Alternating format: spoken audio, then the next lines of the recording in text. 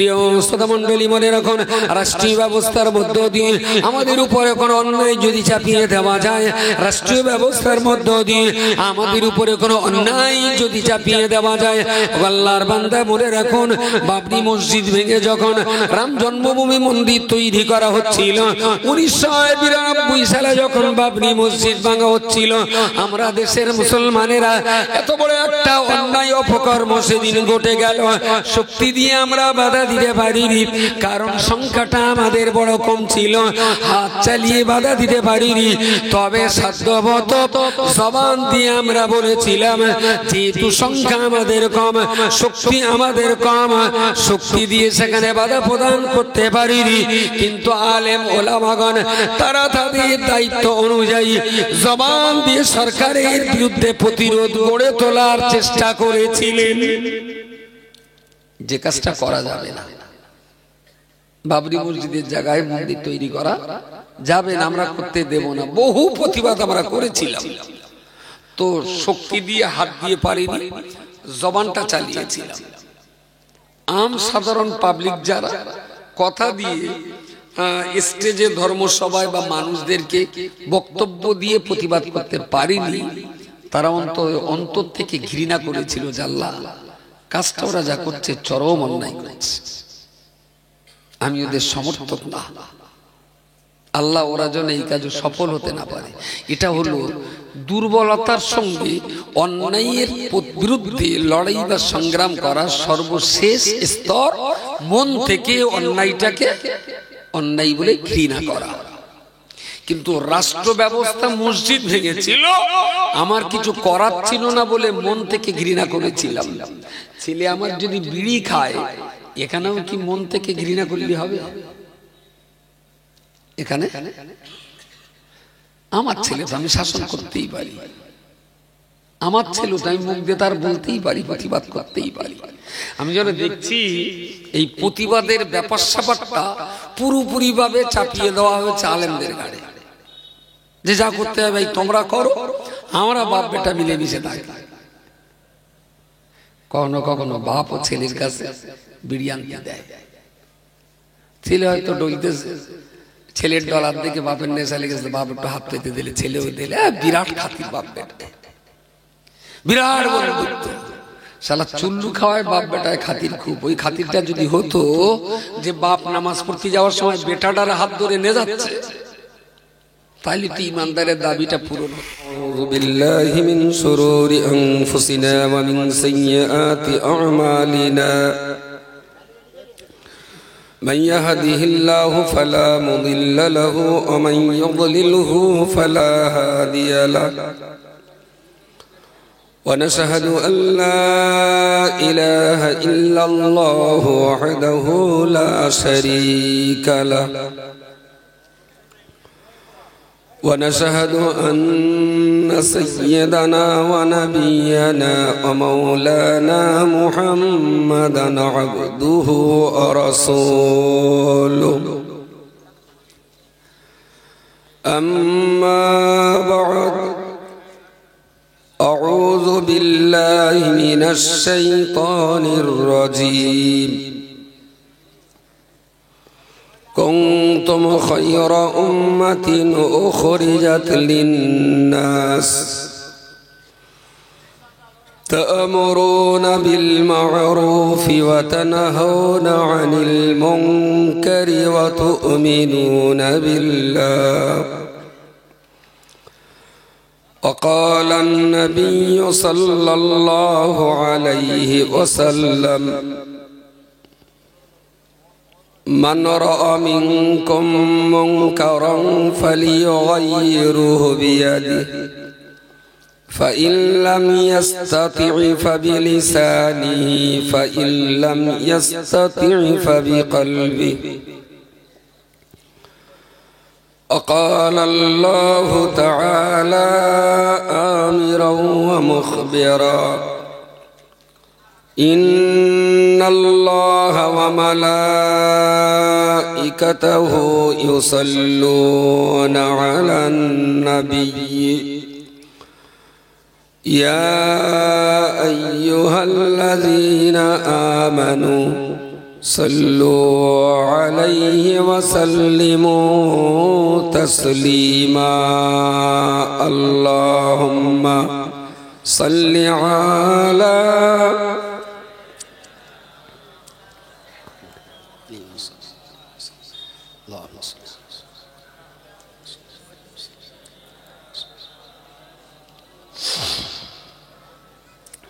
رب اشرح لي صدري ويسر لي أمري واحلل عقدة من لساني يفقهوا قولي ربي يسر ولا تعسر وتمم بالخير ربي زدني علما وألحقني بالصالحين সম্মানিত আজকে সবার সভাপতি আমন্ত্রিত উলামা হুফাজ ও হুজ্জাজ কেরাম সমাবেত নাটোয়ারাটি ও তৎসংলগ্ন আশপাশ এলাকার ধর্মপ্রাণ শ্রোতা মণ্ডলী পর্দার আড়ালে অবস্থিতা ধার্মিকা মমতাময়ী মা ও বোনেরা অনেক কষ্ট মেহনত পরিশ্রম এবং অর্থ ব্যয়ের ফলে গড়ে ওঠা আজকের এই সুন্দর ইসলামী জ্ঞান চর্চার পরিবেশ যারা কষ্ট মেহনত করে এই মজলিসের আয়োজন করেছেন অর্থ ব্যয় করে যারা আয়োজন করেছেন তাদের কাছে আমার প্রথম দাবি কোরআন হাদিসের এই আলোচনা থেকে আপনাদের জীবনকে বদলাতে হবে ওয়াজ শুনে যদি ওয়াজ কাজে না লাগানো হয় তাহলে এটা কিন্তু নিজের জীবনে আরেকটা বিপদের কারণ আগে বিপদটা বলে দিই ওয়াজ শুনে যদি কাজে না লাগানো হয় তাতে খুব বিপদ ওমান আযলামু মিম্মান যুক্কিরা বিআয়াতি রাব্বিহি সুম্মা আ'রাদা আনহু ওয়া ইন্না মিনাল মুজরিমিনা মুনতাকিমুন কোরআনের একটা আয়াতকে ভিত্তি করে আমার পূর্বের মাওলানা সাহেব খুব সুন্দর করে আর একটা হাদিস শরীফকে দিয়ে কোরআনের আয়াতটাকে ব্যাখ্যা করে সুন্দর করে বুঝিয়েছেন বক্তাদের এই সমস্ত অমূল্য রত্নগুলো সত্য সত্যই 2000 5000 3000 4000 যেটা দেন আমি তো মনে করি এটা একটা মানবিক প্রেম ভালোবাসার বন্ধুত্বের একটা ছোট ছোট নিদর্শন বা নজির বলা যায় অ্যাকচুয়ালি এই ওয়াজের দাম কি 5000 4000 রজওয়ালি সাহেব ঘণ্টাখানি যা বক্তৃতা করেছেন কোরআন আর হাদিসের যে কটা কথা বলেছেন এর সত্যি সত্যি দাম কি 3-4000 দাম কত অনেক বেশি তো আমরা কোরআন হাদিসের দাম দিতে পারি না শুধু মানবিক বন্ধুত্ব মহব্বতের নিদর্শন স্বরূপ তাকে কিছু একটা দেই দেশি বলেন বিদেশি বলেন লোয়ার কোয়ালিটি আর হাইব্রিড অনেক নামি দামি বক্তা আছে মার্কেটে কিন্তু বক্তৃতার শেষে পাবলিক যে কি পায় এটা একটা বড় প্রশ্ন আমি কোরআন শরীফের যে কথাটা এখন বলছি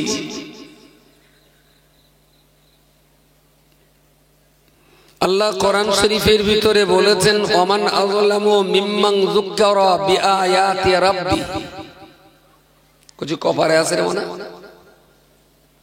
হাফেজ নির ভিতরে কপারে সময় দিলাম 2-3 মিনিট রেডি হয়ে যায় বলতেই হবে তোর আসলে ইসলামী ধর্মসভা সভাটা যদি ইসলামীয় হয় তাহলে সেখানে প্রথম কথা হবে কোরআনের দ্বিতীয় কথা হবে হাদিস শরীফের 3 নম্বর কথা হলো কোরআন হাদিসের অনুকূলে কিছু পীর মাশায়েখ বুজুর্গানে দ্বীন ওলি আবদালদের বাস্তব চরিত্র, যে হাদিস কোরআন তারা কিভাবে মানতেন, সামাজিক প্রেক্ষাপটে এবং সামাজিক দৃষ্টিভঙ্গিতে কোরআন ও হাদিসের এই আয়াতটা কোন জায়গাটায় প্রযোজ্য, এই হলো ইসলামী ধর্মসভা। একটা ইসলামী ধর্মসভা হবে অথচ সেখানে কোরআনের আয়াত থাকবে না। ইসলামী ধর্মসভা হবে অথচ সেখানে রাসূলুল্লাহর কোনো হাদিস থাকবে না। এটা ইসলামী ধর্মসভা না। তাতে সারা রাত হলো না 10 মিনিট হলো সেটা বিবেচ্য বিষয় না। আবু হয়েছে, আরে আমি কি 32 পারার থেকে পড়েছি? খুঁজে বের করাই লাগবে। আর একবার যদি মাথা বিগড়ে যায় না, ও ঠিক করতে পারবে না, তোর ভয় নেই, আমি মারবো না। বলতে পারলি আলহামদুলিল্লাহ, না বলতে পারলি ডবল আলহামদুলিল্লাহ। বলতে পারলি 1 টাকা পাবি, আর না বলতে পারলি 2 টাকা পাবি। চিন্তার কোনো কারণ নেই। ওমান আযলামু মিম্মান যুক্কিরা বিআয়াতি রাব্বি, আল্লাহ বলেছেন তাদের চাইতে বড় অত্যাচারী, বড় জালিম, ইসলামের বড় শত্রু আর কে হতে পারে? মিম্মান যুক্কিরা বিআয়াতি রাব্বিহি, যাদের কাছে আল্লাহর নিদর্শনগুলো তেলাওয়াত করে শোনানো হয়েছে, সুম্মা আরাদা আনহু, কিন্তু তারা শুনে বুঝে কোরআনের আয়াত থেকে মুখটা উল্টো দিকে ঘুরিয়ে নিয়েছে। কথাটা কি বোঝা গেল? আল্লাহ বললেন সেই জাতি, সেই ব্যক্তি আর সেই গোষ্ঠীর চেয়ে বড় অত্যাচারী আর কে হতে পারে? যে ব্যক্তি, যে প্রতিষ্ঠান, যে সমাজের কাছে কোরআনের কথা, আল্লাহর নিদর্শন, আল্লাহর বাণী সুন্দর করে তুলে ধরার পরেও যারা শুনে বুঝে ইচ্ছাকৃত কোরআন থেকে মুখটা অন্যদিকে ঘুরিয়ে নেয়, এদের চাইতে বড় জালেম, বড় অত্যাচারী আর কেউ হতে পারে না।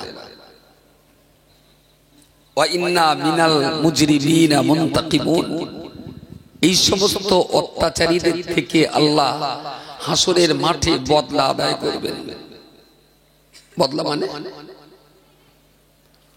যে এইটা জেনেছিলে, এইটা বুঝেছিলে, কিন্তু জানা বোঝার পরেও এই কাজটা করোনি কেন, তার বদলা আল্লাহ আদায় করবেন।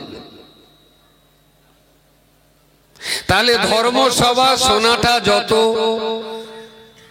সুন্দর সাবলীল ভাবে মানুষ গ্রহণ করে, সবাই আলোচিত বিষয়বস্তুগুলো মানুষ কি এতটা সুন্দরভাবে নিজের জীবনে কাজে লাগায়? খুব কঠিন হয়ে যাচ্ছে নাকি? যদি সবাই শুনে কাজে লাগাতে পারবেন তাহলে সবাই আসে, আর না দূরে থাকে।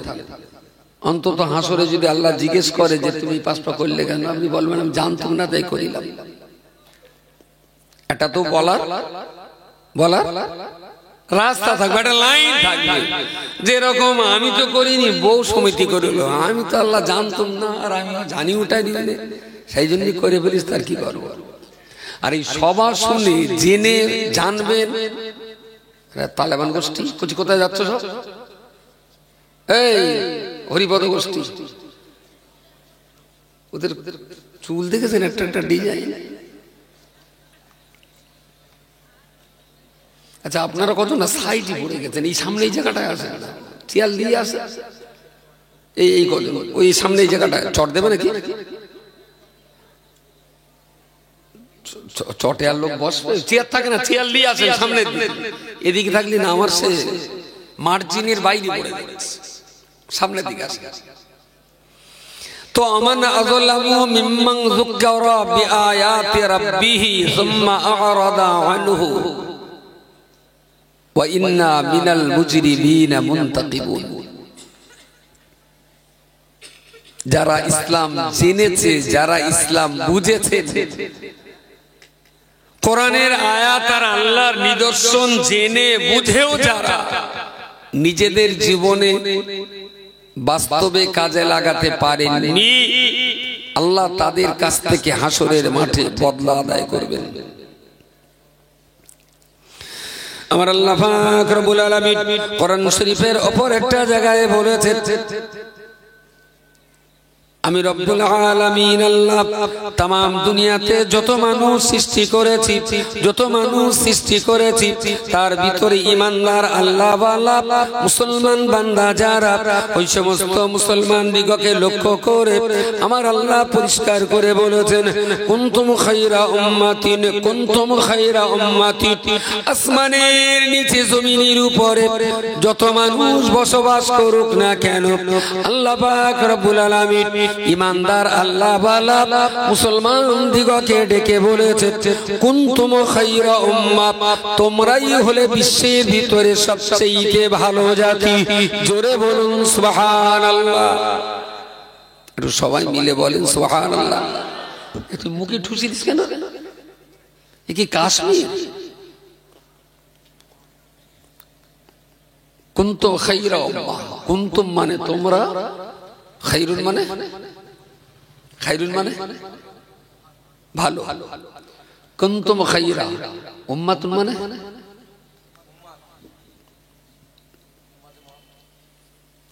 উম্মত আরবি ভাষা না বাংলা? বাংলা কি উম্মত বললেই হবে না, অতটা বাংলা আছে। উম্মাতুন মানে দল। কুনতুম খায়রা উম্মাতুন, তোমরাই হলে বিশ্বের ভিতরে সবচেয়ে ভালো দল। সুবহানাল্লাহ। আল্লাহ বলেছেন, কাদের বলেছেন? কাদের? ঈমানদারদের, আমাদেরকে বলেছেন। যারা আল্লাহর একত্ববাদকে বিশ্বাস করে নিয়েছেন, যারা আল্লাহর একত্ববাদকে মনে প্রাণে মেনে নিয়েছেন, আল্লাহ তাদের দিকে লক্ষ্য করে বললেন, কুনতুম খায়রা উম্মাহ, তোমরাই হলে আমার পৃথিবীতে সবচেয়ে ভালো মানুষের দল। আরো একবার বলুন সুবহানাল্লাহ, সুবহানাল্লাহ। মুসলমানদের মতন ভালো মানুষ পৃথিবীতে আর কেউ নেই। লেখার কথা, আল্লাহ কুনতুম খায়রা উম্মাহ। কেন ভালো? আল্লাহ মুসলিমদেরকে এত ভালো বললেন কেন? আমার আল্লাহ পাক ঠিক তারপরে অংশে বলে দিয়েছেন, তা'মুরুনা বিল মা'রুফি ওয়া তানহাউনা আনিল মুনকারি। হে পৃথিবীর ঈমানদার মানুষেরা, আমি আল্লাহ তোমাদেরকে ভালো বলেছি, আমি আল্লাহ তোমাদের শ্রেষ্ঠ বলেছি। মানব জাতের মধ্যে তোমরাই শ্রেষ্ঠতম জাতি। মানব গোষ্ঠীর ভিতরে ঈমানদাররাই শ্রেষ্ঠতম পবিত্র গোষ্ঠী। তার একমাত্র কারণ হলো তা'মুরুনা বিল মা'রুফি, ওরা ওদের চলার জীবনে, ওরা ওদের চলার জীবনে তা'মুরুনা বিল মা'রুফি, সদা সর্বদা মানব মানুষ জাতি দিগকে, বিভিন্ন ধরনের মানুষকে ওরা ভালো কাজ করার জন্য, সুন্দর কাজ করার জন্য ঈমানদারেরাই মানুষকে উপদেশ দিয়ে থাকেন। জোরে বলুন সুবহানাল্লাহ। তা'মুরুনা বিল মা'রুফ, ঈমানদাররা মানুষকে ভালো কাজে উৎসাহিত করে, উপদেশ দেয়, ভালো কাজের প্রতি মানুষকে আকৃষ্ট করে, ভালো কাজ করবার ব্যাপারে মানুষদেরকে তারা সুন্দরভাবে সহযোগিতা করে। তাই ঈমানদাররা সবচেয়ে ভালো। আচ্ছা, আজকে সারাদিন তো ঘুরেছেন, সামনে কোনো বিড়ি খোর পেয়েছেন? একটাও আপনার সামনে একটাও বিড়ি খাতি দেখেছেন? কারো খাতি কেউ দেখিনি? এত আলো দেখেছে? আচ্ছা, যে লোকটা বিড়ি খাচ্ছিল সে লোকটা মুসলমান না হিন্দু? মুসলমান দেখেছে? তাহলে আপনার ডিউটি, যিনি বিড়ি খাচ্ছিলেন সেই লোকটার সামনে দাঁড়িয়ে একটাবার বলা, ভাই পয়সা দিয়ে না, এটা খেতে নেই, এটা খেতে নেই, এটাই গাল বন্ধ হয়, এটা কালবের উপরে একটা স্পট পড়ে, এটা তোমার লাংসের উপরে একটা বিষক্রিয়া তৈরি হয়, তুমি দুনিয়াতে বিপদে পড়বে, তোমার রোগ শোক হবে, বিড়িটা খেতে নেই। যদি আপনি ঈমানদার হন তাহলে এটা আপনার ডিউটি। সামনে যে কোনো রকমের খারাপ দেখলে আপনার সামর্থ্য অনুযায়ী তাকে একটু বুঝিয়ে বলা। একটা লোক বিড়ি খায়, আপনি একটু বললেন, ইনি একটু বললেন, আমি একটু বললাম, ও একটু বলল। যখন 5 জন 7 জন করে প্রতিদিন বলবে, ও তখন বিড়ি খাবে তা বাগানে গিয়ে খাবে। হয়তো ছাড়বে না, কিন্তু এত মানুষের সামনে যেমন খোলামেলা খাচ্ছে এখন, তখন এত খোলামেলা খাবে না। এটা খারাপ জিনিস, সবাই খারাপ বলে, আমার সবাই খারাপ। কুনতুম খায়রা উম্মাহ, আল্লাহ বললেন ঈমানদাররাই মানব জাতির ভিতরে সবচেয়ে শ্রেষ্ঠতম ভালো জাতি। কেন? না তা'মুরুনা বিল মা'রুফ, তারা সব সময় মানুষকে ভালো কাজের প্রতি উৎসাহ প্রদান করে। আজ এই যে হনুমান মার্কা চুল বাটা আর কি, উট পাখি বানা মাথার চুল যা কাটে, সারাদিন একটা বাচ্চা সামনে পড়েছে, পড়িনি? আচ্ছা আচ্ছা, বাচ্চাকে ডেকে বলেছেন, কোচি তুই যে পয়সাতে চুলটা কাটলি না শোনা, বড্ড খারাপ দেখাচ্ছে, এটা করিস না বাবা। এমনি প্লেন ভালো করে চুল কাটে, এতে না খারাপ দেখায়, বুঝিস? বলেছে কেউ সমাজে? সমাজে নিজের ছেলেটারও বলে কেউ? তাহলে ভালো থাকতে গেলে কিন্তু মানুষকে ভালোর জন্য উৎসাহিত করতে হবে। এই যে 24 ঘন্টা কেটে গেল, গত 24 ঘন্টার ভিতরে আপনি একটা বেনামাজিকে বলেছেন, ভাই চলো একটু নামাজটা পড়ি আসি, হয়তো বলেন আমি নিজেই তো পড়ি না, তার কি? আপনি যদি ইমানদার হন তাহলে আপনার উপরে ডিউটি, দায়িত্ব বর্তায় বেনামাজিকে একটু নামাজের দিকে ডাকা।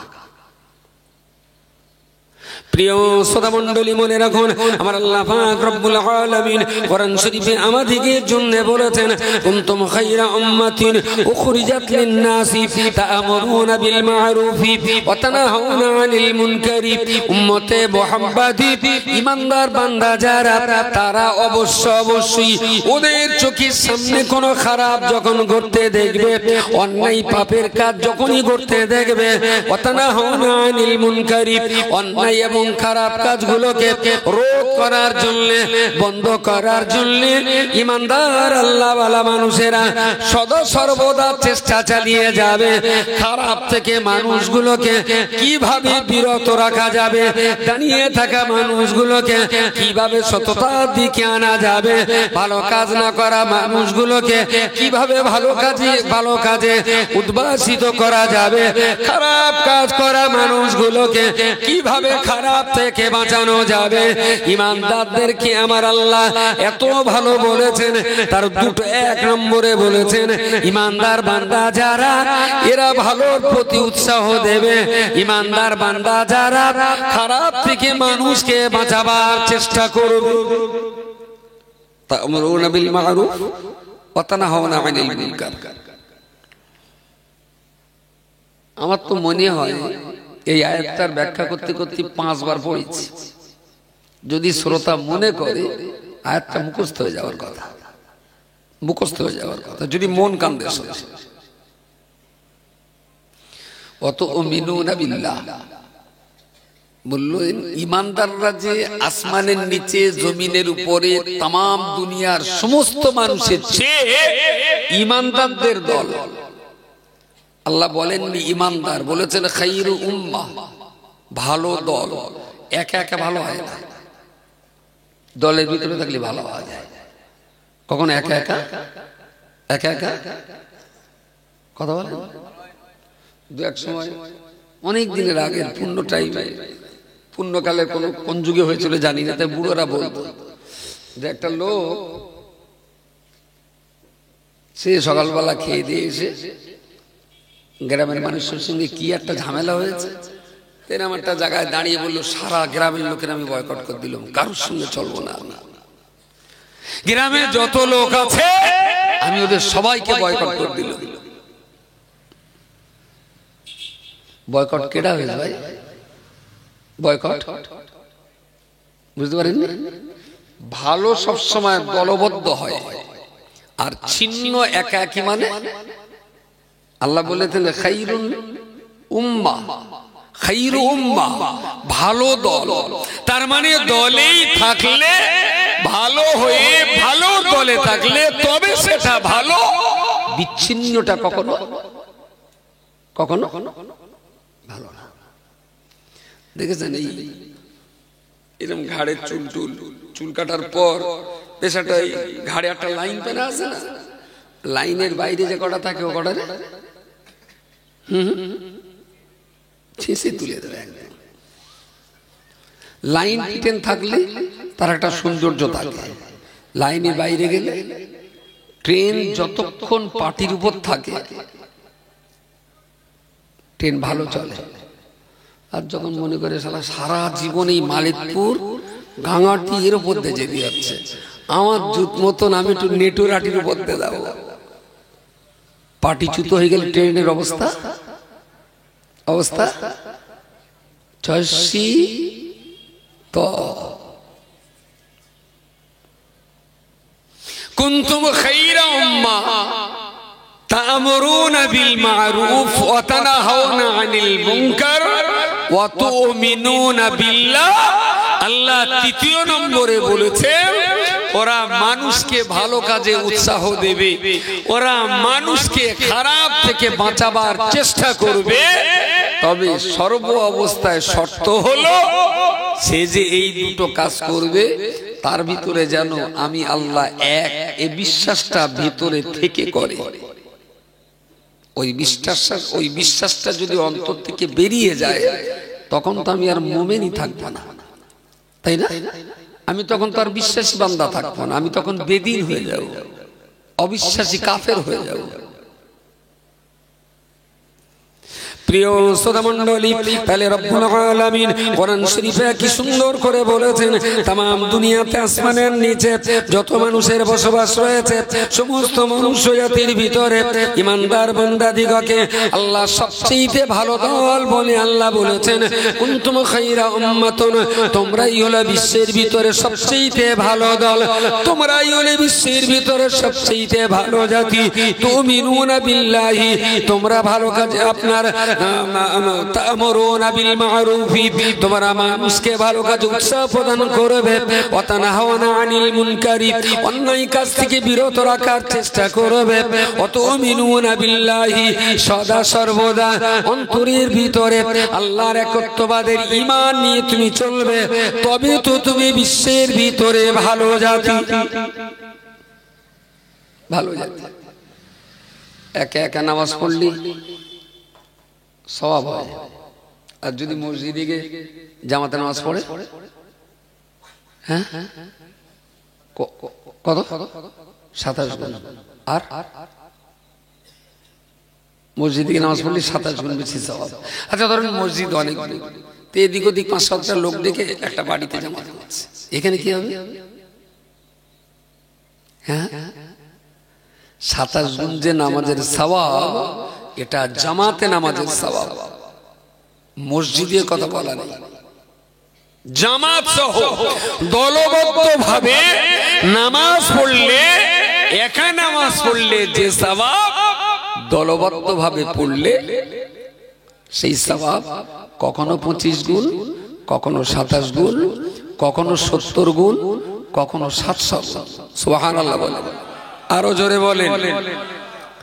হাদিসে 4টি এসেছে।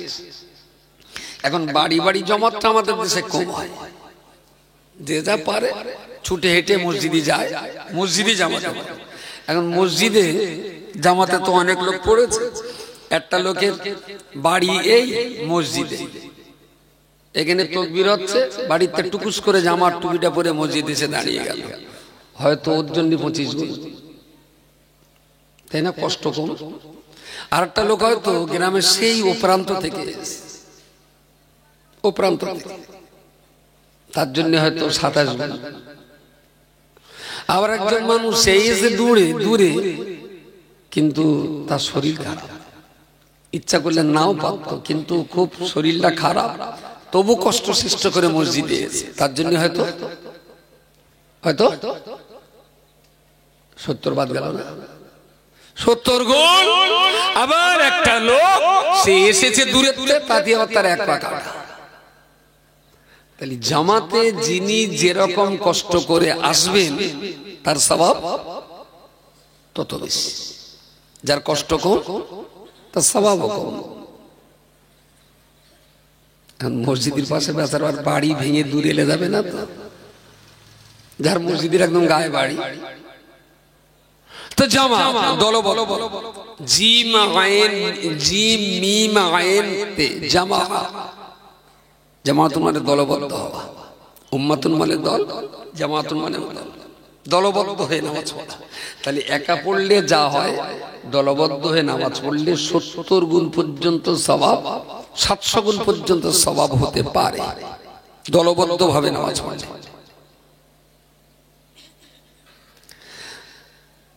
প্রিয় শ্রোতা মণ্ডলী, মনে রাখুন, আমি আপনাকে বলতে চাইছি, আল্লাহ পাক রব্বুল আলামিন এই জন্য আমাদিগকে লক্ষ্য করে বলেছেন, কুনতুম খায়রা উম্মাহ, তোমরাই হলে বিশ্বের ভিতরে ভালো দল, ভালো গোষ্ঠী, ভালো জাতি। তিনটে কাজ তোমরা করবে, সৎ কাজের আদেশ করবে, অসৎ কাজের নিষেধ করবে, এবং প্রতি অবস্থাতে জীবনের প্রতিটি মুহূর্তে, প্রতি মুহূর্তে তোমার কলবের ভিতরে যেন এক আল্লাহর প্রতি বিশ্বাস থাকবে। আল্লাহর বান্দা, মনে রাখুন, প্রিয় রাসূল সাল্লাল্লাহু আলাইহি ওয়াসাল্লামের ছোট্ট একটা হাদিস শরীফ উপহার দিয়েছি।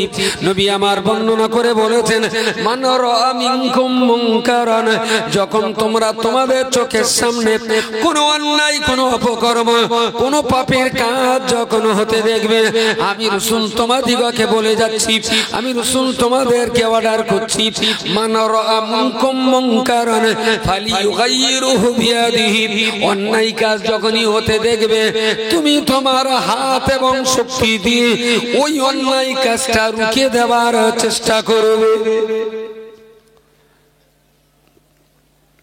অন্যায় কাজ হতে দেখলে শক্তি দিয়ে, হাত দিয়ে, বাধা দিয়ে তাদের বলতে হয়, যেটা খারাপ কাজ, এটা করো না, এটা করো না। আচ্ছা, সামনেই 25শে ডিসেম্বর, আজ কত তারিখ? 23, তার মানে কার বাদ? পরশু বড়দিন। খ্রিস্টানদের হিসাবে ওরা বলে যিশুর জন্মদিন। ওই দিন একটু খ্রিস্টানরা খুব ফিস্টি ফিস্টি করে, কেক টেক খায়। কেক খায় কোন তারিখে? বড়দিনই না মেজদিন না 1 জানুয়ারি? কেক খায় কোন সময়? বড়দিনই না? তাহলে কাল বাদ পড়ছে। আচ্ছা, মার্কেটে তো গিয়েছিলেন যারা, দোকানে নতুন নতুন কেকের আমদানি দেখেন, দেখেছেন? আচ্ছা, এই কেক শুধু কি খ্রিস্টানরা খাচ্ছে? মুসলমানরা খাচ্ছে? মুসলমান আপনি সারা বছর কেক খান, কেউ আপনাকে খারাপ বলবে না। আপনার পয়সা দিয়ে, হালাল পয়সা দিয়ে হালাল মাল কিনে খাবেন, লোকে কেন ফতোয়া দিতে যাবে? কিন্তু যে কেকটা স্পেশাল করে বড়দিন উপলক্ষে খ্রিস্টানরা তৈরি করেছে, এই উৎসব, এই পর্ব, ইমানদার মুসলমান কখনো ওই দিনের ওই কেকটা খেতে পারে? কথা বলেন। আগে ছোট বয়সে শুনতাম, এরকম বড় বড় ভিআইপি লোক যারা, ওদের বাড়ির ছেলে পিলে হলি জন্মদিনে কেক কাটত। এখন দেখতে পাচ্ছি মুসলমানের বাড়ি ছেলে পিলের জন্মদিনে কেক কাটা হচ্ছে। এদিকে এদিকে জলকরের মাঝখানে এলো কি করে শালা? আজীব তামাশা। প্রিয় রাসূল বলেছেন, ময়দানে মাহশারে আল্লাহ সমস্ত নবীর উম্মতদের থেকে আমি মুহাম্মদুর রাসূলুল্লাহ সাল্লাল্লাহু আলাইহি ওয়াসাল্লাম আর উম্মতগুলোকে একটু আলাদা করে দেবেন। সুবহানাল্লাহ। আমি আমার উম্মতদেরকে আলাদা করে চিনে নিতে পারবো। রাসূলুল্লাহ যখন মক্কা থেকে মদিনায় গেলেন, তো মদিনায় যাওয়ার পর কোন একটা নফল রোজা সাহাবীরা করতে যাবেন, নফল। রাসূল সাহাবীদের পরামর্শ দিয়ে বললেন, তোমরা নফল রোজাটা একটা করো না, দুটো করো। বললেন, কেন? আমার যেমন পারো কথা আছে, একটা একটা করি। নবী বললেন, না, নফল রোজা তুমি করো না, তাতে গোনা হবে না, কিন্তু যদি করো কড়া দুটো। সাহাবীরা বললেন, হুজুর কারণ? তাহলে মদিনায় কিছু ইহুদি আছে, ওরা একটা রোজা করে নফল, আর ইহুদির রোজা, ইহুদির নফল রোজা আর মুসলমানের নফল রোজা আলাদা করার জন্য ওদের নফলটা একটা হোক আর আমার উম্মতের নফল রোজাটা দুটো হোক। সুবহানাল্লাহ বলে। ওরা আহলে কিতাব ছিল তখন, আহলে কিতাব বলা হতো।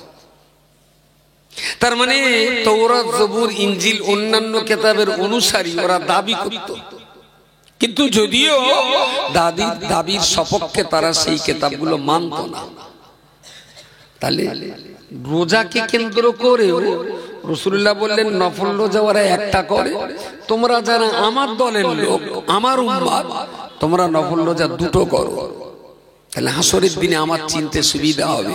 বলুন সকলে সুবহানাল্লাহ। হযরত মুহাম্মাদের সেই উম্মত বড়দিনের কেক খেয়ে ওই দলে যেতে পারে? জাতি প্রিয় শ্রোতা মণ্ডলী, মনে রাখুন নবী মুহাম্মদুর রাসূলুল্লাহ সাল্লাল্লাহু আলাইহি ওয়াসাল্লাম হাদিস শরীফের অন্য একটা জায়গায় বলেছেন, মান তাশাবা বিকওমিন ফাহুয়া মিনহু। যে মুসলমান, যে জাতি, যে ব্যক্তি, যে প্রতিষ্ঠান, যে যাদের সঙ্গে অনুকরণ করবে, যে যাদের আখলাক আদর্শ অনুকরণ করবে, আল্লাহ পাক রব্বুল আলামিন তাকে তার সঙ্গে হাসর করাবেন। যে যার অনুসরণ করবে সে তার দলের বলে পরিগণিত হবে, তার সঙ্গে তার হাসর হবে। যদি কেকটা না খান তাহলে রসুলের সঙ্গে হাসর হওয়ার আশা করা যেতে পারে। যদি কেকটা খান তাহলে খ্রিস্টানদের সঙ্গে আপনার হাসর হবে। মান তাশাবা বিকওমিন ফাহুয়া মিনহু। এরা সব তো বাড়ির ভক্ত, আমার ভক্ত কেডা? আব্দুল বাড়ি ধরুন নাস্তা বানিয়ে একটু ফুরন টানে করে এসো, যাও। আমার পরবর্তী বক্তা জনাব হযরত মাওলানা আব্দুল বারী সাহেব, ফাতেমাতুজ জোহরা বালিকা মাদ্রাসা এতিমখানা, যেটা রজব আলী সাহেবের পরিচালিত দ্বিতীয় আর একটা প্রতিষ্ঠান, ওর প্রধান শিক্ষক জনাব হযরত মাওলানা আব্দুল বারী সাহেব এসেছেন। তার বক্তব্য আপনাদের শুনতে হবে মুফতি সাহেব আসা পর্যন্ত। পরপর এখনো অনেক সময় আপনাদের কথা শুনতে হবে, যদি আল্লাহ রাজি থাকে। তো যেটা বলছিলাম যে মান রা মিনকুম মুনকারান ফালিয়ুগাইয়িরহু বিয়াদিহি। যখন কোনো অন্যায় অপকর্ম দেখবে তখন তাদের দায়িত্ব হলো হাত দিয়ে, শক্তি দিয়ে প্রতিরোধ সৃষ্টি করা, যে অন্যায় কাজটা হতে দেব না। নবী আমার পরক্ষণেই বলে দিলেন, ফাইল্লাম ইস্তাতি ফাবিকলবিহি। ও প্রিয় সাহাবী, যদি হাত দিয়ে শক্তি প্রয়োগ করে অন্যায় প্রতিরোধ করা তোমার পক্ষে সম্ভবপর না হয়, আমি রাসূল তোমাদের জন্য বলছি, ফাইল্লাম ইস্তাতি ফাবিলিসানিহি। তাহলে এমন অবস্থাতে অন্যায় প্রতিরোধ করার জন্য তুমি তোমার জবান দিয়ে ওটাকে প্রতিবাদ করবে, তোমার কথা দিয়ে অন্যায়ের বিরুদ্ধে প্রতিবাদ করে যাবে। ফাইল্লাম যদি মুখ দিয়ে বলার তোমার ক্ষমতা না থাকে, তাহলে আমি রাসূল বলছি, ফাইল্লাম ইস্তাতি ফাবিকলবিহি। হাত দিয়ে যদি প্রতিরোধ করতে না পারো, জবান দিয়ে যদি প্রতিরোধ করতে না পারো, তাহলে অন্তর দিয়ে তোমার মন থেকে খারাপটাকে খারাপ মনে করে দূরে থাকো। তিনটে স্তর অন্যায়ের প্রতিবাদ করা, তিনটে স্তর। এক নম্বর হলো শক্তি দিয়ে অন্যায়কে রুখে দেওয়া। দ্বিতীয় নম্বর হলো মুখ দিয়ে অন্যায়কে রুখে দেওয়া, জবান দিয়ে, কথা দিয়ে। তিন নম্বর হলো অন্তর দিয়ে ঘৃণা করা। এবারে আমি একটু বলে বোঝাবো। আমার এক ছেলে মদ খায়, সত্যি সত্যি না, টেক ফর এক্সাম্পল, আমার ছেলে থাকে আমার জায়গায়, ও ঘরটাও আমার, জায়গাটাও আমার নামে, না বোধহয় জায়গা বোধহয় মুফতি সাহেব, যাই হোক কারেন্টের মিটারটা আমার, ওয়ারিং করেছি আমি, যে গ্যাসে রান্না হয় গ্যাসের ওটাও আমার নামে।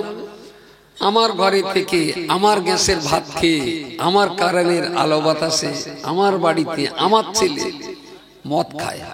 এখন এটা একটা খারাপ, আমার উপরে দায়িত্ব আছে ওর প্রতিবাদ করা, হাত দিয়ে, কথা দিয়ে, অন্তর দিয়ে। তা আমি ছেলেটার দেখে বললাম, দেখ তুই তো কচি মদ খাস, তোর বিরুদ্ধে আমার তো দুটো কথা, আমার তো প্রতিবাদ, আমার তো প্রতিরোধ করতে হবে। আমি এখন বাবা ওখানে হাত না চালিয়ে মুখ না চালিয়ে অন্তরে অন্তরে ঘৃণা করলাম, আল্লাহ কচি আমার মদ খায় বলে ও যে ঘরে শোয়ে আমি ঘৃণা করি, ওই ঘরে আর কোনোদিন ঢুকলাম না। আচ্ছা এটা কি প্রতিবাদ হলো? প্রতিবাদ? পৃথিবীতে প্রতিটি ক্ষেত্রে প্রতিটি স্টেজ এবং স্তরে আপনার বিবেক দিয়ে বিবেচনা করে দেখা উচিত কোথায় কোন শক্তিটা আমার জন্য প্রযোজ্য, কোথায় কোন শক্তিটা আমার জন্য প্রযোজ্য। আমি বলছি কি, আপনার পরিবারটায় আপনি যদি নিজে একটু দায়িত্বশীল হন, আমার ছেলে বিড়ি খেলে আমি যদি কান টেনে একটা শটান চড় মারি, তাতে কি কোনো কেস কাপটা হওয়ার ভয় আছে? প্রত্যেকটা বাপ যদি সন্তানের বিড়ি খাওয়ার ব্যাপারে একটা করে চড় মারত, বিড়ির কোম্পানি বন্ধ হয়ে যেত। কারণ মুসলমান না খেলে বিড়ি চলবে না। তেরঙ্গা, শেখার, গুটকা, চুটকি, শান্তি, আর একটা কি উঠেছে নতুন, কি বিমল, আর বিমল বলেছে, আর মুসাফির, আরে মুসাফির, আর দাঁড়াও আবার বলি, একা করে বলি। তেরঙ্গা, শেখর, গুটকা, চুটকি, বিমল, তারপরে মুসাফির, শান্তি,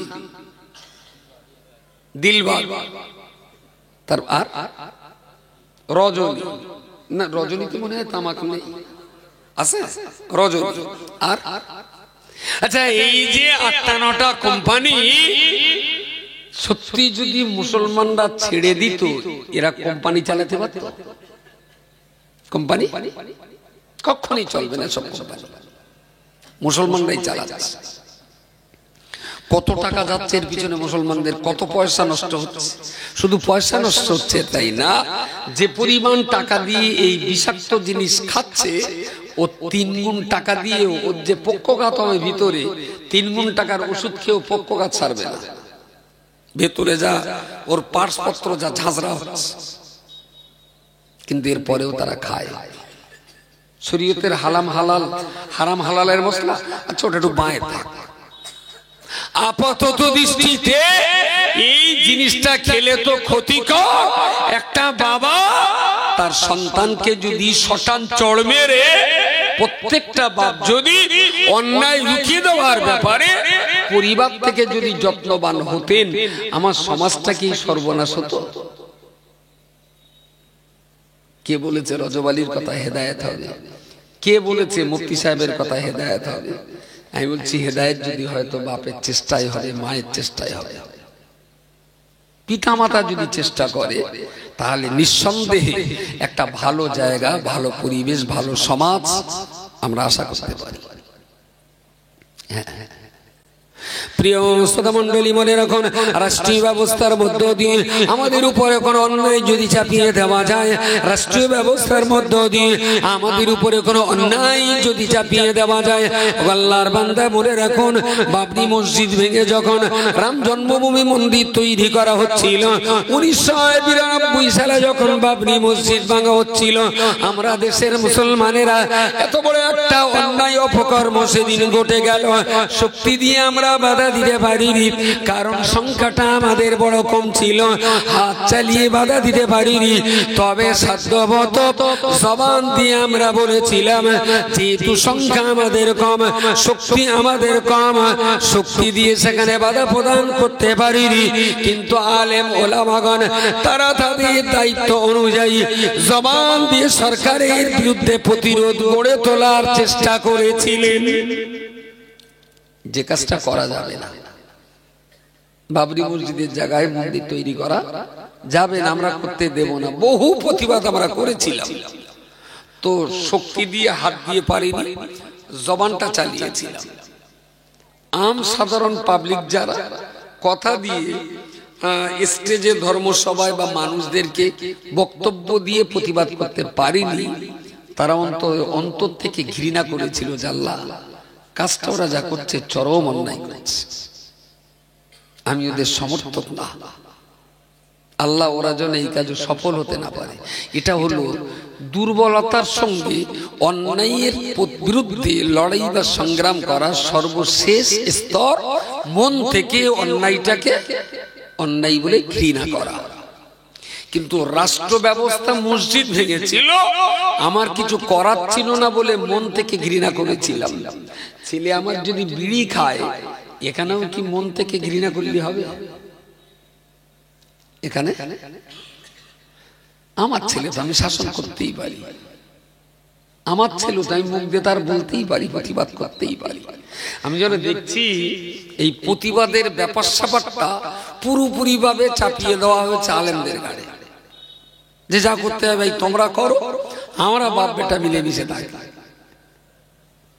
কখনো কখনো বাপ ও ছেলের কাছে বিড়ি আনতে দেয়, ছেলে হয়তো ডলতেছে, ছেলের ডলার দেখে বাপের নেশা লেগেছে, বাপ একটু হাত পেতে দিলে ছেলেও দিলে, বিরাট খাতির বাপ বেটা, বিরাট বন্ধুত্ব। শালা চুল্লু খাওয়ায় বাপ বেটায় খাতির খুব। ওই খাতিরটা যদি হতো যে বাপ নামাজ পড়তে যাওয়ার সময় বেটাটার হাত ধরে নিয়ে যাচ্ছে, তাহলে তো ইমানদারের দাবিটা পূরণ হতো রে ভাই। প্রিয় শ্রোতা মণ্ডলী, তাহলে আল্লাহ ওয়ালা বান্দা যারা, এদের প্রতিবাদ করতে হবে। কোরআন শরীফে রাসূলুল্লাহর ভাষা অনুযায়ী, কুনতুম মান রাআ মিনকুম মুনকারুন ফালিয়ুগাইয়িরহু বিয়াদিহি ফাইন লাম ইস্তাতি ফাবিলিসানিহি ফাইন লাম ইস্তাতি ফাবিকলবিহি। যখন তোমরা তোমাদের সামনে কোন রকমের খারাপ কাজ হতে দেখবে, তোমরা তোমাদের হাত দিয়ে প্রতিবাদ করবে, তোমরা জবান দিয়ে প্রতিবাদ করবে, হাত দিয়ে প্রতিরোধ করবে, জবান দিয়ে প্রতিরোধ করবে। যদি হাত দিয়ে প্রতিরোধ করতে না পারো, জবান দিয়ে যদি প্রতিবাদ করতে না পারো, আমি রাসূল বলছি অন্তর দিয়ে খারাপটাকে ঘৃণা করে তা থেকে তোমরা দূরে থাকো। আল্লাহর বান্দা মনে রাখুন, 25 ডিসেম্বরের দিনেতে যদি মুসলমানের বাচ্চা ঘরে ছেলেরা মেয়েরা ওরা উত্তাল তালে নাচে, ডিজে বাজিয়ে যদি ফিস্টি করতে বেরিয়ে যায়, বড়দিনের কেক যদি মুসলমানের বাড়িতে এসে যায়, এ প্রতিবাদে প্রতিরোধ করার জন্য সমাজের প্রত্যেকটা বাপ যদি যথেষ্ট হয়ে যায়, আলেম মাওলানাদের চিৎকার করতে হবে না। বাপ মা কি একটু দায়িত্বশীল হতে পারবে? আমার কথা বোঝা যাচ্ছে না? প্রত্যেকটা আব্বা আম্মা কি একটু দায়িত্বশীল হতে পারবে যে আমাদের সন্তানদেরকে আমরা ওই কেকও খেতে দেব না, আর আমাদের সন্তানকে আমরা এই ফিস্টি করতে যেতে দেবো না? ফিস্টি গাড়ি যায়, ফিস্টি গাড়ি একটা দুটো যায়, আর তুমি একবার থাকো। ও যা বলতে যাচ্ছিল যে মোটেই যায় না, তার মানে গেলিও ধরা পড়তে হবে। আল্লাহর রাস্তে মেহেরবানি করে যদি ফিস্টি করতেই হয়, মুহররম মাসের 10 তারিখ ইয়াউমে আশুরা কোন একটা জায়গায় দলবদ্ধ একটু রান্না বান্না করে খান। এখন তো এতে তো চ্যাংড়াদের তো মন উঠবে না, বুঝতে পারেন? কপতের দলের ভেতরে যদি কপতি একটা দাগ না থাকে, তে তো আবার ঠিক। তার মানে সিঙ্গাড়া দিতে থাকে চাটনি হয়ে ভাল লাগে। এখান থেকে গাড়ি ভাড়া করে যাবে, আর ওই যে ডিজে বক্স গুলো বাজে না, রাস্তাতে যাই তো কাঁচ তুলে দিলাম, দুই ধারে কাঁচ বন্ধ, এরপরেও দেখছি গম গম করে ওদিক যেরাম শব্দ, গাড়িও কেঁপে। আমি একটু অবাক হয়ে যাই যে শব্দে গাড়ি কাঁপে, গুম গাম করে কাঁপে। ও তো যাদের একটু হাড় দুর্বল, ওদের হার্ট অ্যাটাক করে মরে যাবে ওর যা শব্দ। আর 10টা 12টা কচি কাঁচা থাকবে, 407 গাড়ির মাঝখানে পেছনটা পুরো ব্লক করে দেবে ডিজে বক্স, আর ওর ভেতরে ওইরাম হনুমান আর বাদরের মতন খেলাখেলি খেলুর কীর্তি হবে। আচ্ছা, এসব কি মানুষের কাজ? দুরাটা যখন জামটাম হয়ে গেল, তো ওই যে গুম ঘাম শব্দ, মনে হয় যে মাঝে মাঝে সারা ধরে কি সরলে টুলে করবো না কি?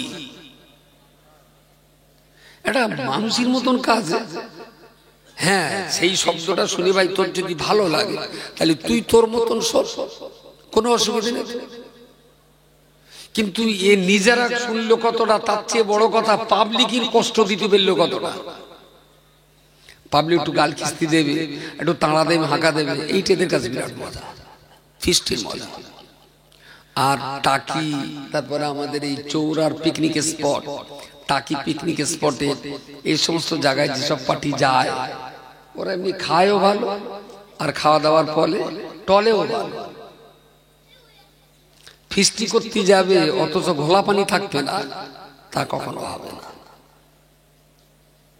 আবার এই হালি পড়ে শুরু হয়েছে, যে মাস্টারের কাছে প্রাইভেট পড়ায় ওই মাস্টার আবার একসঙ্গে ছেলে মেয়ে সব প্রাইভেট পড়ে, মাস্টার বলে চলো ফিস্টি করতে আসি, ফিস্টি করতে যাই, চলো। মাস্টার নিয়ে গেল, হেলাম মাস্টারও তো মদ্দা নাকি, আর মদ্দা লোক কখনো খালু টালু হয়? তোর কার সঙ্গে পাঠাচ্ছিস? তোর 18 বছরের ডগিটা পাঠাচ্ছিস তো রোকিয়ার একা, আর ফিস্টি করে সন্ধ্যাবেলা যখন ফেরমান তখন 1.5 রোকিয়া, 1.5।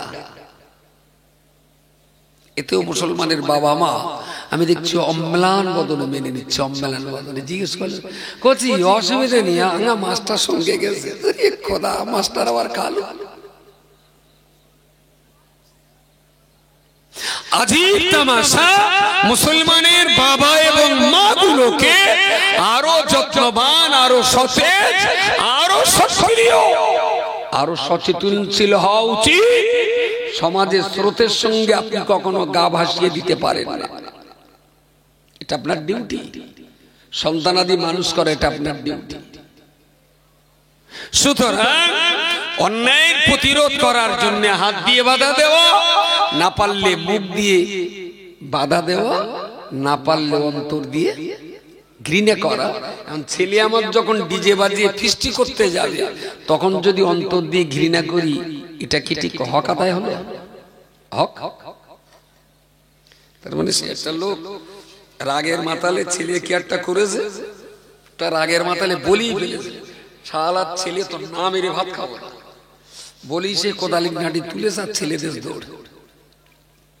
আমি 60 বছরের বুড়ো 16 বছরের কচির সঙ্গে দৌড়িয়ে পারে না, ছেলে দৌড়িয়ে গিয়ে মাঠের মাঝখানে ঘাটে জির গেলায়, তারপর বাপ দৌড়িয়ে আবার কাছাকাছি হয়, ও আবার একটা দৌড় দেয়, সারা দিন তাড়া করে এসে বাপ তো ধরতেই পারে না।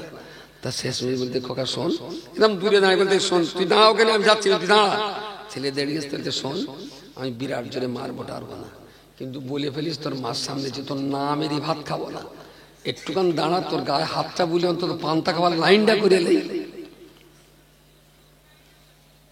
এসব প্রতিবাদ হচ্ছে যে মারবো না, ছুঁই অন্তত ভাত খেয়ে লাইনটা, ভাত খাবার লাইনটা পরিষ্কার করে নেই। ছেলে ডিজে বাজিয়ে ফিস্টি করতে যাবে, আর ওর বাপ নাকি অন্তর দিয়ে ঘৃণা করবে, একটা কাজের কথা হলো? ছেলেটা তোমার না, তুমি ছেলে জন্ম দিয়েছো না, ছেলে তোমারে জন্ম দিয়েছে। এ সমাজ পাল্টে যাবে, ইসলামের মুসলমানদের এই সমাজ একটা সুন্দর সমাজে পরিবর্তন হবে, কিন্তু দায়িত্ব নিতে হবে বাপ এবং মা, প্রত্যেকটা বাবা মাকে অত্যন্ত সচেতনশীল হতে হবে, ইসলাম সম্পর্কে সদর্থক ভূমিকা থাকতে হবে। ধীরে ধীরে ধীরে ধীরে ইনশাআল্লাহ আমরা একটা ভালো সমাজ গঠন করতে পারব। একটা আয়াত পড়েছি আর একটা হাদিস পড়েছি। আয়াতটা পড়েছি, কুনতুম খায়রা উম্মাহ, তোমরাই হলে বিশ্বের ভিতরে সবচেয়ে ভালো ভালো মানুষের দল। কারা? তা'মুরুনা বিল মা'রুফ, যারা সৎ কাজের আদেশ করে, ওয়া তানহাউনা আনিল মুনকার, যারা অন্যায় কাজের প্রতিরোধ করে, ওয়া তু'মিনুনা বিল্লাহ, যারা সর্বদা অন্তরের ভিতরে যারা ঈমানি চেতনা নিয়ে বেঁচে থাকে, ঈমানি চেতনা নিয়ে বেঁচে থাকে, তারাই প্রকৃত অর্থে পৃথিবীর ভিতরে, আসমানের নিচে আর জমিনের উপরে মনুষ্য জাতির ভিতরে সবচেয়ে ভালো মানুষের দল। পাশাপাশি হাদিসটা যেটা পড়েছি, মান রাআ মিনকুম মুনকারান ফালিয়ুগাইয়িরহু বিয়াদিহি ফাইন লাম ইস্তাতি' ফাবিলিসানি ফাইন লাম ইস্তাতি' ফাবিকলবি। যদি কখনো অন্যায় কাজ হতে দেখেন, যদি সাধ্য কুলায় হাত দিয়ে প্রতিরোধ করুন, সাধ্য না কুলানি মুখ দিয়েও দুটো কথা বলুন। আমি জানি হাত দিয়ে তুলতে পারবো না, মুখের কথাটা একটা বলতেও পারি, যদি সেটাও বলা আমার পক্ষে সম্ভবপর না হয়, অন্তত আমি তখন অন্যায় দিয়ে ঘৃণা করব, অন্তর দিয়ে ঘৃণা করব। আমার আজকের অজের বক্তব্যের মূল বিষয় দুটো, আর এই দুটো বিষয়ে বলার আগে যে কথাটা বলেছিলাম, অমান না ফামান, অমান পেয়েছ কপারায় দেখিলেছ নাকি? বেশ, 21 পারা 16 পৃষ্ঠা, বামদারে না ডানদারে? ডানদারে, ডানদারে। 21 পারা 2 পৃষ্ঠা, ডানদারে 16 পৃষ্ঠা, ডানদারে। কোরআন খুললি তো এরকম দুই দিকে যায়, ডান দিকটায় পৃষ্ঠায় আছে। ওমান আযলামু মিম্মান যুক্কিরা বিআয়াতি রাব্বিহি, আমার ভুল টুল হয়নি তো? সুম্মা আ'রাদা আনহু ওয়া ইন্না মিনাল মুজরিমিনা মুনতাকিমুন।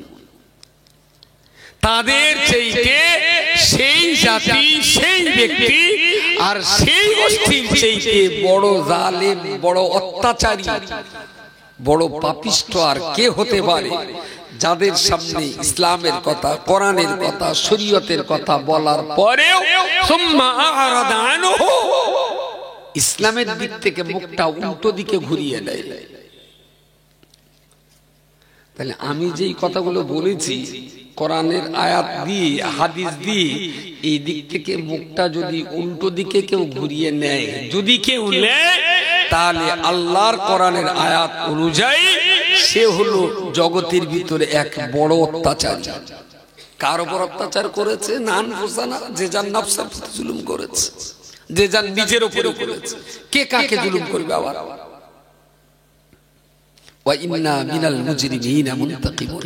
আল্লাহ বলেছেন এই সমস্ত পাপিষ্ঠ বান্দাদের কাছ থেকে আমি হাসরের মাঠে বদলা আদায় করব। যে শুনেছিলে কিন্তু কাজ করোনি কেন? শুনেছিলে তো খুব ভালোই, কিন্তু কাজটা করোনি কেন? আমি এই জন্যই বলছিলাম, যদি ওয়াজ শুনে কাজ করতে না পারেন তাহলে ওয়াজ না শোনাই ভালো, ওয়াজ না শোনাই ভালো, শুনলে আর কৈফিয়ত দিতে হয়। প্রিয় শ্রোতা মণ্ডলী, রব্বুল আলামিন আল্লাহ কোরআন শরীফ আমাদের জন্য দিয়েছেন, আমাদের জীবন পরিষ্কার করার জন্য, আমাদের জীবন পরিচ্ছন্ন করার জন্য, আমাদের দেহটাকে আল্লাহর জাহান্নাম থেকে বাঁচিয়ে নেওয়ার জন্য, কষ্ট থেকে নিরাপত্তা দেওয়ার জন্য, সুখ শান্তি আরাম আয়েশে জান্নাতের ভিতরে বসবাস করার জন্য, দুনিয়ার জীবনে আমার ব্যক্তি পরিবার, আমার সমাজ, আমার গ্রামটাকে সুন্দর থেকে সুন্দর করার জন্য, ইসলাম মনুষ্য জাতির জন্য স্বচ্ছতা, পরিচ্ছন্নতা, নিরাপত্তা, আদর্শ এবং শান্তির একমাত্র ধর্ম। এই ধর্ম আপনি যত মানবেন, যত মানবেন, আপনি ততই তো দুনিয়াতে শান্তির সঙ্গে কাটাবেন। দুনিয়াতে যত বেশি আপনি ইসলাম মেনে চলতে পারবেন, তত বেশি তত বেশি তত বেশি আর শান্তি, সম্মান, নিরাপত্তা, আদর্শ, স্বচ্ছতা, পরিচ্ছন্নতা ও নিরাপত্তার জীবন আপনি তত বেশি ভোগ করতে পারবেন, যত বেশি আপনার কাছে ইসলাম থাকবে। একটা ছোট কথা বলি, হাদিস শরীফে রাসূলুল্লাহ বলেছেন, যে বিয়েতে লোক সংখ্যা যত কম, সেই বিয়েতে আল্লাহর রহমত তত বেশি। কিছু বলে? বড় লোকদের একটু কইল দিয়ে টান থাকতেছে, যে ছেলে নামে একটু বেঁধে দেবো, বড় বড় একটা বেশ বিরাট বড় ফাঁট মেরে বেঁধে দেবো। আর ঠিক সেই সময় এই হাদিস, যে বিয়েতে জনসংখ্যা যত কম, সেই বিয়েতে আল্লাহর রহমত তত বেশি। আচ্ছা, এই হাদিসটার আমাদের দেশে জ্যান্ত আছে বলে মনে হচ্ছে? হাদিসটা আসলে আমার ছেলে বেদিতে হবে তো খুঁজে খুঁজে ওই হাদিসটা বের করেছি, যে ভাত দেবো না লোকের, এমনি দেই তো ফকির মিসকিন দেবো। ওই শাদি বাড়ি 500, 600, 700 লোক জোগাড় করে শালা মাথা পাগল, মাথা শেষ, তাতে আবার শেষে আর ঝগড়া তো 3-4টে ঝগড়া তো সুন্নতে মুআক্কাদা, ওটা তো করতেই হবে, মুসলমানের বাড়ি বাড়ি কেডাকার জুতলে যাবে, কেডাকার হাত ধরে টানবে, কেডা বলো তিনি সব কাজ করতে যায়। এখান থেকে কিছু কম হলে অন্তত 5-6 বছর আগের আমার পূর্ণ কোনো বক্তৃতায় পাবেন যে আমি বিয়েতে শাদি টাদি করবো না, তবে আমার নিয়ত আছে একটা করে ছেলে বিয়ে করতে পাঠাবার এলে 1 লাখ টাকা করে 1 লাখ টাকা করে মোহর দেবো, কিচ্ছু দেবো না। সমাজে পশ্চিমবাংলার মেয়েদের মোহর নিয়ে একটা ইয়ারকি হয়, ইয়ারকি, হস্যই উন্তুস্ত একার র কয়েছি ইয়ারকি। মেয়েদের যে মোহর দেওয়া হয় 2725 টাকা 81 পয়সা, 3975 টাকা 92 পয়সা, একটা মোহরের চাপ। একটা নারীর লাইফ সিকিউরিটি কখনো 1500, 2000, 3000 হয়। হ্যাঁ, হযরত আলীর মোহর ছিল 10 দিরহাম। সেই 10 দিরহাম হিসেব করে এখন দাঁড়াচ্ছে 3500 টাকা মতো হিসাব।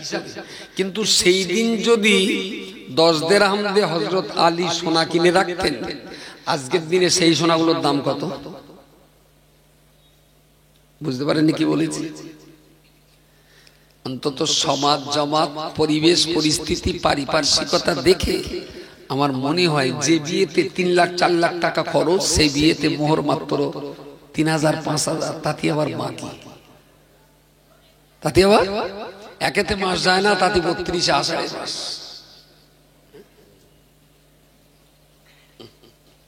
তো এই জায়গায় দাঁড়িয়ে আমার হিসাবে বলে অত শাদি টাদি করে ফাঁট না মেরে মোহরটা একটু বেশি দেখ, সমাজের চোখ খুলুক। এই আমার সময় কই, আমার 10:30টায় যেতে মশলা,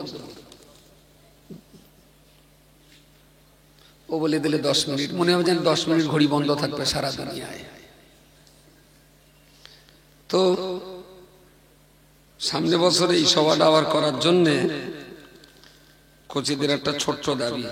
আমার মনে হয় কি জানেন, বাড়ি ছিল তো শেষে তো মুফতি সাহেব রয়েছে, করবেন বলিস কিনা আমার দোষ দেয়। এখন হঠাৎ ধরি হয়, একটা চুল কাটতে গেলে কাঁচি চিরুনি না আয়োজন করে ওর গলায় একটা কাপড় বেঁধে সুন্দর করে একটু পানি টানি দিয়ে, আর এক্ষুনি শুকনো মাথায় বেলেট দিলি না কর কর করবেন, দেখিস কিন্তু তোর খদ্দের বলে দৌড়ে যাবে। আচ্ছা, একদম এই গ্রামের মানুষ যারা আছে একটা দুটো একটু মেরে দেয়। এই গ্রামের মানুষ যারা বাইরের যারা এসছেন তারা মেহমান, প্রতি বছর আসবেন, এরা খাওয়া দেবে। খাওয়ার জন্য যা খরচা হবে গ্রামবাসীরাই দেবে। আমার দাবিটা কি ভুল দাবি? গ্রামের বাইরের যারা, তারা আমাদের এই গ্রামের মেহমান। আমি চাচ্ছি গ্রামবাসীদের কাছে গোশত 80 কিলো, চাল 80 কিলো, ডাল 40 কিলো, তেল 25 কিলো, পেঁয়াজ 25 কিলো, আদা রসুন 4 কিলো করে, আর সেই সঙ্গে লঙ্কা, হলুদ, এলাচ, দালচিনি, মিট মশলা, জিরে আর মরিচ, হয়তো 200-500 টাকা।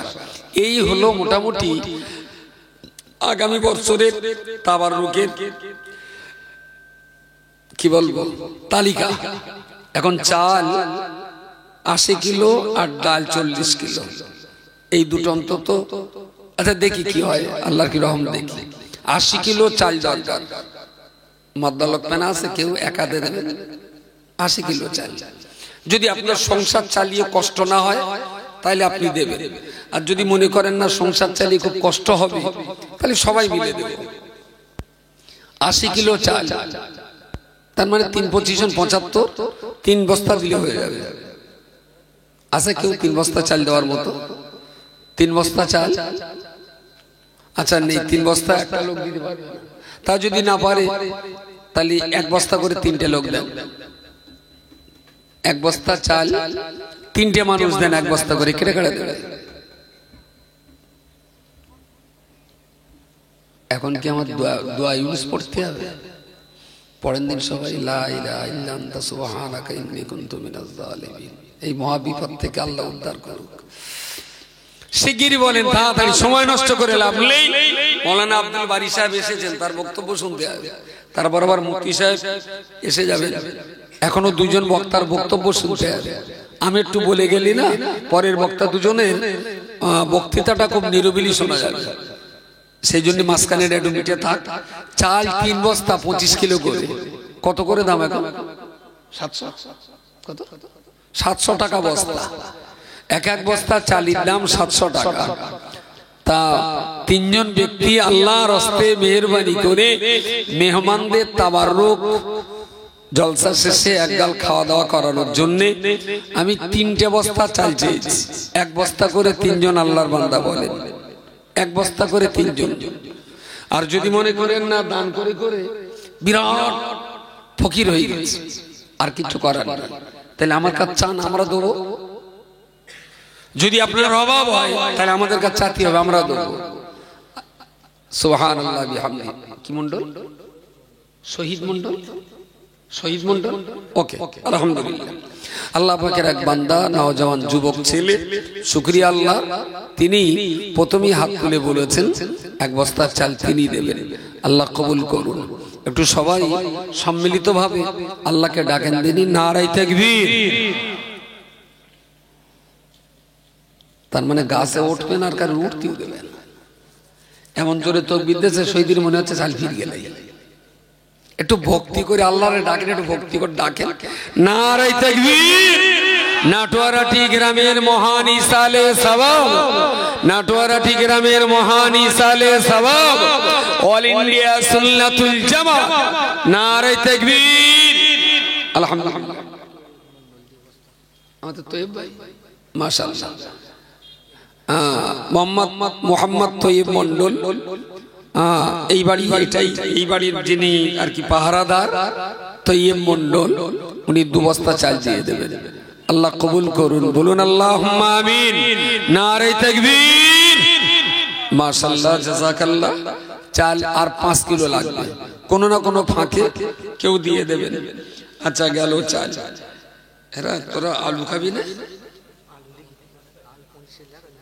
50 কিলো আলু, 50 কিলো 1 বস্তা। কোন একজন আল্লাহর বান্দা আলুটা দেন, 1 বস্তা আলু, আর ডাল 40 কিলো, 5 কিলো 2 কিলো করে ডালটা দেন। চাল হয়েছে, চাল 75 কিলো হয়েছে। কোন এক আল্লাহর বান্দা 25 কিলো একজন দিয়ে দেবেন, ফাঁক মতো বুঝে। ডালটা দেন, ডাল আর আলু। ডাল 40 কিলো ডাল লাগবে, 40 কিলো, 5 কিলো করে। 5 কিলো ডাল মানে এখন কত? 500 টাকা। 500 টাকা ডাল, 5 কিলোর দাম 500 টাকা। আগামী 1 বছর পরে আবার এই মজলিসের আয়োজন হবে ইনশাআল্লাহ। মজলিস আয়োজন হওয়ার 2-1 দিন আগে আপনি পয়সাটা পরিশোধ করবেন। 5 কিলো ডাল আল্লাহর হস্তে কোন কোন বান্দা দেবেন? একটু হাত তোলেন প্লিজ, একটু ইশারা করেন। একজন নিচে যা, তাড়াতাড়ি হবে। একজন নিচে যাও, ছেলেরা কেউ নেই? এত দূর থেকে ডাল 40 কিলো লাগবে। 8 জন ব্যক্তি 5 কিলো করে দিলে আপনি নূর নবী গাজী, মাশাআল্লাহ, নূর নবী গাজী, আলহামদুলিল্লাহ, উনি 5 কিলো ডাল দেবেন। মাশাআল্লাহ। ও 1 বস্তা আলু, সুবহানাল্লাহ বিহামদিহি, উনি 1 বস্তা আলু দেবেন। আলহামদুলিল্লাহ, নারায়ে তাকবীর, নারায়ে তাকবীর। মাশাআল্লাহ। আল্লাহর এক বান্দা, উনি 1 বস্তা আলু দিয়েছেন। তাহলে চালও মিটলো, আলু মিটলো। এবার একটু ডাল দেন 5 কিলো করে। 8 জন 5 কিলো করে, 8টা ভাই 5 কিলো করে, 8 জন বান্দা ডালটা একটু দেন। 8 জন বান্দা দিলে 50টা 40 কিলো হয়ে যাবে। শিগগিরই বানানো শুরু করে। 5 কিলো ডাল 500 টাকা খরচ করবে। কোন আল্লাহর বান্দা আছেন 5 কিলো ডাল দেওয়ার মতো? দেরি করেন না, তাহলে অসনা দেরি হবে। শিগগিরই বলেন 5 কিলো ডাল। এই আব্দুল বাড়ি ডাকো, সত্যি এইবার বল, মাথা কথা বলে অনেক রাস্তা তো। না না, শিগগির ডাকো। তুমি এখন আমার খুদে পামতে পীর করবে, কিন্তু রাস্তায় যাবে। সবাই যত্ন করে, কিন্তু পথের দৌড়নিরা বলে কেউ দৌড়িয়ে দেবে না। যার দৌড়ন চাষা আপন প্রাণ বাঁচা। ডালটা বলেন শিগগির। ডাল 5 কিলো। কচি যাও দিয়ে কিছু বলছি 10:30 বাজার পথে ফোন করবো ডাকো শিগগির ডাকো ডাল দেখি অন্তত ডালির আইবুড়োর নামটা ঘুষকে যেতে পারি কি 5 কিলো ডাল নেন আল্লাহর হস্তে শিগগিরই বল মাশাআল্লাহ ও আপনি আবার আনার মুন্সি মোহাম্মদ আনার মুন্সি আলহামদুলিল্লাহ উনি 5 কিলো ডাল দিয়ে শুরু করেছেন সুবহানাল্লাহ বিহামদিহি সুবহানাল্লাহিল আযীম মোহাম্মদ আনার মুন্সি উনি 5 কিলো ডাল দিয়ে শুরু করেছেন এই রকম এখনো আর 7টা লাগবে 7 জন হলে ডালির কথাটা পূর্ণ হয়ে যাবে আল্লাহ যেন কবুল করেন বলুন আল্লাহুম্মা আমিন নারে তাকবীর মাশাআল্লাহ জাযাকাল্লাহ দ্বিতীয় নম্বরে একজন আল্লাহর বান্দা বলে দ্বিতীয় নম্বরে শহীদ ভাই 1 বস্তা চাল প্রথমে শুরু করেছে তৈয়ব 2 বস্তা চাল দিয়েছে নূর নবী গাজী উনি 1 বস্তা আলু দিয়েছেন তারপরে সর্বশেষ যে নামটা শুনলাম আনার মুন্সি আলহামদুলিল্লাহ উনি 5 কিলো ডাল দ্বিতীয় নম্বরে কোন আল্লাহর বান্দা আছেন কেজি 5 ডাল দেওয়ার মতো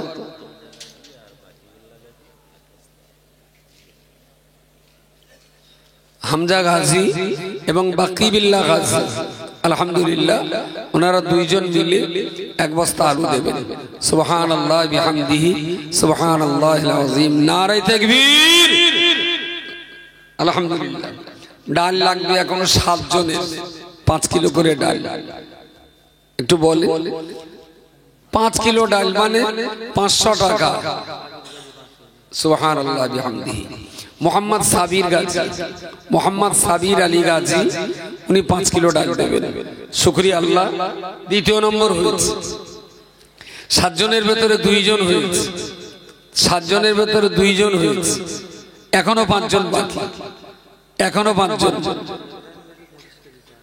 সুবহানাল্লাহ বিহামদিহি মোহাম্মদ ইব্রাহিম গাজী মোহাম্মদ ইব্রাহিম গাজী উনি 25 কিলো চাল দেবেন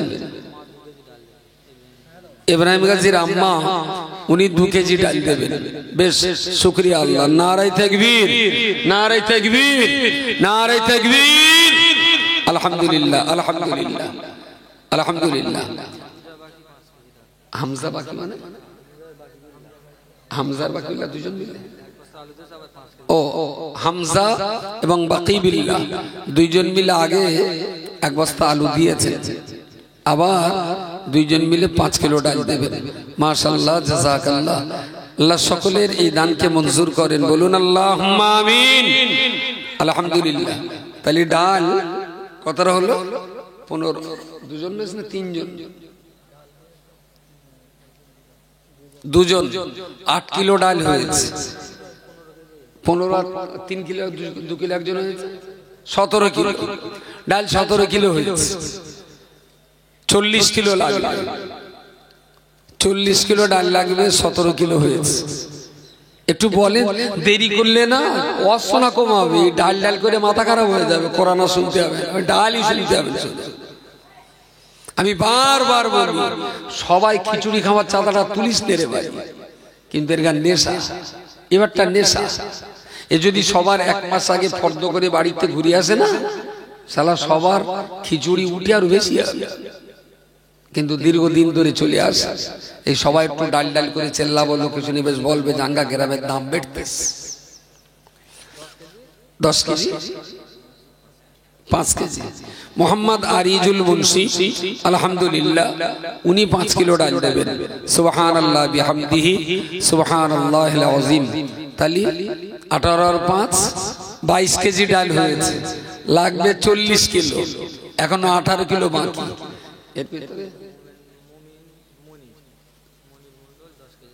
মোহাম্মদ মনির মন্ডল সুবহানাল্লাহ মোহাম্মদ মনির মন্ডল উনি 10 কিলো ডাল দেবেন লাইন হয়ে গেছে তুই কান আনিস রে তুই কখন তো আমি চিল্লে মরে যাচ্ছি বস সুবহানাল্লাহ বিহামদিহি সুবহানাল্লাহিল আযীম 32 কিলো ডাল হয়েছে 32 কিলো মনির মন্ডল 8 কিলো দিয়েছেন ও 10 কিলো দিয়েছেন দিয়ে 32 কিলো হয়েছে আর 8 কিলো দরকার এর ভিতরে কোনো খিজো লোক টোক নি যুগ করে ঝেড়ে দেবে কত লোক তোরা খিচুড়ি করে, ও ভয় কেরামি দিয়ে দেওয়ান লাও, এরকম তো বলে অনেক সময়। এখানে একটা বলে দেন খেজুর লোক, সব ভালো লোকের ভেতরে।